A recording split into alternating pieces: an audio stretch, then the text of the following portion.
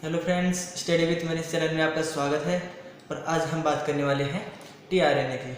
हम ये इस वीडियो में ये देखेंगे जो ये टीआरएनए है वो होता क्या है और इसकी संरचना, यानी इसका जो क्लोरोलिफ मॉडल था, यानी इसकी जो रिंजके था या जो मेथी थी उसके पत्ते के समान जो इसकी संरचना थी उसके बारे में हम देखेंगे। तो आज हम देखने वाले हैं टीआरएनए की संरचना और ये टीआरएनए होता क्या है, और इसके साथ साथ हम ये भी देखेंगे जो टीआरएनए है इसके कौन कौन से कार्य होते हैं। तो चलो फ्रेंड्स, वीडियो को शुरू करते हैं। तो जो टीआरएनए है तो उसकी खोज हॉगलैंड नामक वैज्ञानिक ने की थी, यानी जो टीआरएनए है इसकी खोज किसने की थी? हॉगलैंड नामक वैज्ञानिक ने की थी इस टीआरएनए की। इसे हम स्थानांतरण आरएनए भी बोल सकते हैं, इसे ट्रांसफर आरएनए भी बोल सकते हैं और इसे घुलनशील आरएनए भी हम कह सकते हैं। यानी जो ये टीआरएनए है इसके अलग अलग कई नाम होते हैं, जिसमें से इसको स्थानांतरण आरएनए भी कह सकते हैं, ट्रांसफर आरएनए भी कह सकते हैं और घुलनशील आरएनए भी कह सकते हैं। किसको कहते हैं? टीआरएनए को बोलते हैं। अब जो हम ये देख लेते हैं कि ये टीआरएनए है उसके कौन कौन से कार्य होते हैं, यानी अब टीआरएनए के कार्य को हम देखने वाले हैं। तो टीआरएनए है वो क्या करता है, जो कोशिका द्रव्य में जो जितने भी अमीनो अम्ल होते हैं, यानी जो कोशिका द्रव्य होती है, कोशिका यानी एक कोशिका होती है, कोशिका के अंदर कोशिका द्रव्य भरा हुआ होता है, तो उस कोशिका द्रव्य में उपस्थित जितने भी अमीनो अम्ल है उनको राइबोसोम की सतह पर ले जाने का कार्य कौन करता है? टीआरएनए करता है। यानी कोशिका द्रव्य में जितने भी राइबोसोम है, यानी जो जितने भी अमीनो अम्ल है उनको राइबोसोम की सतह पर ले जाने का कार्य टीआरएनए का कार्य होता है। यानी अमीनो अम्ल को उस राइबोसोम पर ले जाने का कार्य टीआरएनए के द्वारा होता है। अब हम देख लेते हैं जो टीआरएनए है उसका क्लोरोलिफ मॉडल, यानी जो टीआरएनए है उसका भी हम क्लोरोलिफ मॉडल देखेंगे, उसकी संरचना को हम देखेंगे। अब ये पहले देखते हैं जो क्लोरोलिफ मॉडल है वो दिया किसने है। तो ये जो मॉडल है क्लोरोलिफ मॉडल, ये सन 1964 में रॉबर्ट हॉले ने प्रस्तुत किया था। यानी सबसे पहले रॉबर्ट हॉले ने 1964 में इस क्लोरोलिफ मॉडल को इन्होंने प्रस्तुत किया था। इसी कारण सन 1968 में, यानी 1964 में तो उन्होंने ये मॉडल प्रस्तुत किया और बाद में 1968 में इस क्लोरोलिफ मॉडल के कारण इनको क्या गया, नोबेल पुरस्कार से सम्मानित किया गया, जिसमें इन रॉबर्ट हॉले के साथ साथ नीरेनबर्ग और खुराना नामक वैज्ञानिक भी इनमें शामिल थे। यानी इसके इस प्रयोग में नीरेनबर्ग, खुराना और जो रॉबर्ट हॉले हैं वो भी इसी प्रयोग में उपस्थित थे। इसी कारण इनको 1968 में नोबेल पुरस्कार से सम्मानित किया गया था। और जो टीआरएनए है वो 73 से 94, यानी 73 से लेकर 94 न्यूक्लियोटाइड युक्त एकल रज्जुकी आरएनए होता है। जो टीआरएनए होता है उसमें न्यूक्लियोटाइड की संख्या 73 से 94 तक होती है और ये एकल रज्जुकी आरएनए होता है। जो टीआरएनए है उसकी जो होता है ये एकल स्टैंडर्ड होता है, यानी क्या होता है, ये एकल रज्जुकी होता है। जैसे डीएनए होता है तो डीएनए क्या था, डबल स्टैंडर्ड होता है, यानी द्विरज्जुकी होता था जिसमें क्या होता है, दो टेम्पलेट रज्जुक और दो रज्जु पाए जाते थे। तो इसमें क्या पाया जा रहा है, सिर्फ एक एकल रज्जुक पाया जा रहा है। और जो टीआरएनए होता है उसमें यानी ये डबल स्टैंडर्ड तो होती नहीं है, इसलिए इसमें क्या होता है, लूप का निर्माण होने के कारण ये मेथी और रिंजके की पत्ती के समान त्रिविम संरचना को प्रदर्शित करता है। यानी जो मेथी होती है या जो रिंजका होता है उसकी पत्ती के समान जो ये टीआरएनए को अपनी संरचना को व्यवस्थित कर लेता है। इसी कारण इसको टीआरएनए को क्या बोल रहे हैं, क्लोरोलिफ मॉडल कह रहे हैं। क्लोरोलिफ मॉडल यानी लीफ यानी पत्ती के समान की आकृति होती है, इसलिए इसको क्लोरोलिफ मॉडल बोलते हैं।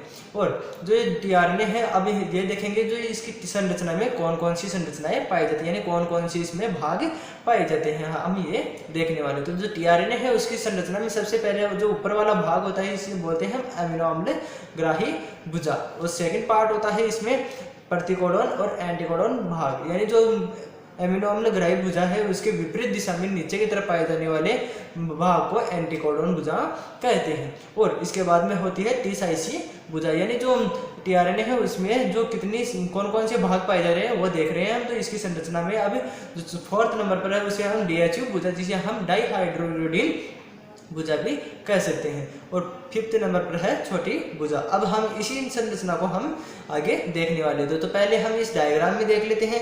जो ये डायग्राम है, इस डायग्राम में ये वाला ऊपर वाला भाग है इसी तो हम बोलते हैं अमीनो अम्ल ग्राही भुजा, जिसे हम एक्सेप्टर स्टेम बोल रहे हैं। यानी यहाँ पर जो अमीनो अम्ल है वहाँ पर अमीनो अम्ल ग्राही भुजा पाई जाती है और यहीं पर ये ACC नामक जो अनुक्रम नाइट्रोजन सार्वक का अनुक्रम है वो पाया जाता है, जिसके कारण क्या होता है, जो अमीनो अम्ल ग्राही भुजा अमीनो अम्ल को ग्रहण करती है, यानी उनको अपने स्थान पर यहाँ पर आके चिपका लेती है। और इसके विपरीत दिशा में ये है एंटीकोडॉन लूप, यानी प्रतिकोडॉन जो लूप है वो यहाँ पर पाया जाता है। ये वाला इसके विपरीत दिशा में ये पाया जा रहा है।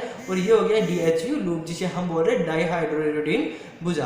तो ये यहाँ पर ये पाई जा रही है। और ये इसके विपरीत दिशा में TCIC लूप होता है, जिसे हम ये जो राइबोसोम की सतह पर ये जो अमीनो अम्ल है वहाँ से जाके ये चिपक जाता है। और ये एक छोटी उभारनुमा संरचना पाई जाती है, जिसे हम वेरिएबल लूप या इसे छोटी भुजा कहते हैं। इसका कोई अधिकतर कोई काम नहीं होता है। तो अब हम पहले देख लेते हैं जो अमीनो अम्ल ग्राही भुजा है उसके बारे में, यानी जो इनकी संरचना में ये भाग है उन भागों को हम देख लेते हैं। तो पहला वाला जो पहले नंबर पर था वो क्या था, अमीनो अम्ल ग्राही भुजा।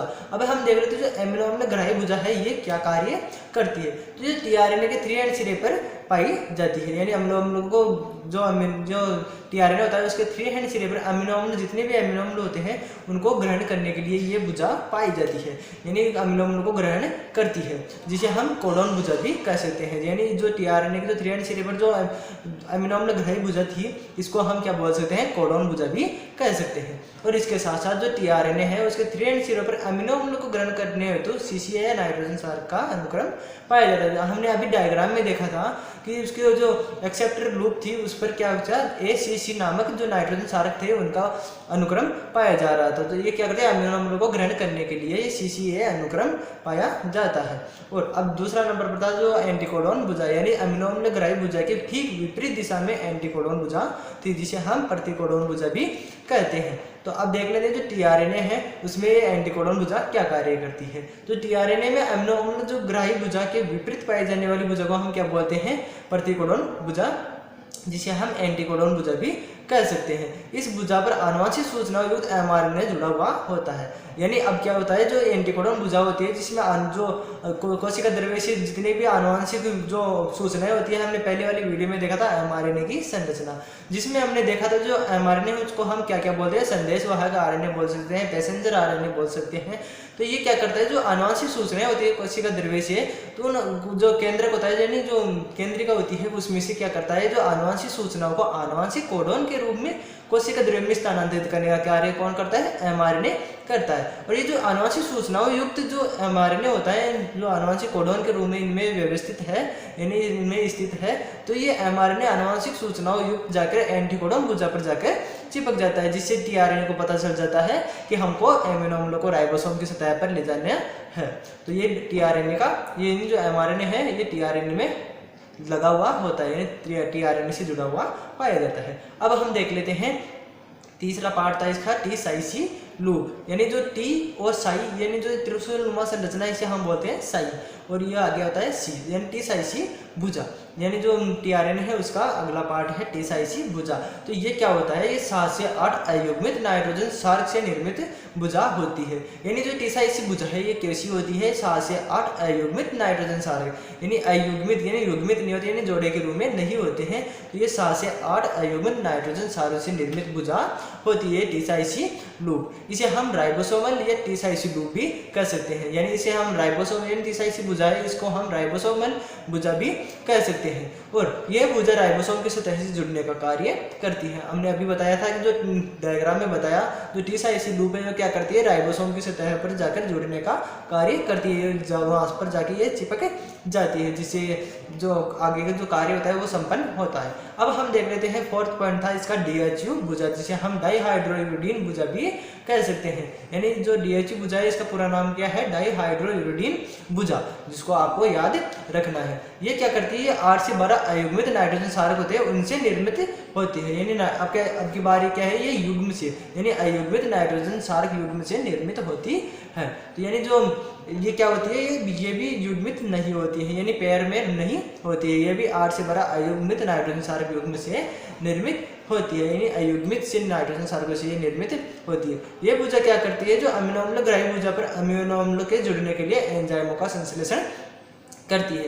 यानी जो ऊपर की तरफ देखा था हमने, जो अमीनो अम्ल ग्राही भुजा थी, उस अमीनो अम्ल ग्राही भुजा के लिए जुड़ने पर ये क्या करती है, एंजाइमों का संश्लेषण करती है कि उस पर जो अमीनो अम्ल है वो आके जुड़ जाए, यानी अमीनो अम्ल ग्राही भुजा है उस पर अमीनो अम्ल जुड़ सके, इसलिए ये DHU भुजा क्या करती है, एंजाइमों का संश्लेषण करती है, यानी एंजाइमों का निर्माण करती है, जिसके कारण क्या होता है, जो अमीनो अम्ल ग्राही भुजा है वहाँ पर अमीनो अम्ल आकर अटैच हो जाते हैं, यानी जुड़ जाते हैं। अब अगला भाग है अपने पास छोटी भुजा, यानी जो टीआरएनए है उसके अगला भाग क्या है, छोटी भुजा, जिसका कोई कार्य अभी तक पता नहीं है। ये क्या करती है, राइबोसोमल भुजा या प्रतिकोडन भुजा के मध्य में पाई जाने वाली एक छोटी भुजा होती है। ये जो छोटी भुजा क्या करती है, ये क्या होती है, जो राइबोसोमल भुजा है यानी जिसे हम टी साइसी लूप कह रहे हैं, और जो प्रतिकोडन या एंटीकोडन भुजा है उसके रूप में यानी छोटी मध्य में पाई जाने वाली एक छोटी संरचना होती है, जिसे हम क्या बोलते हैं, छोटी भुजा कहते हैं।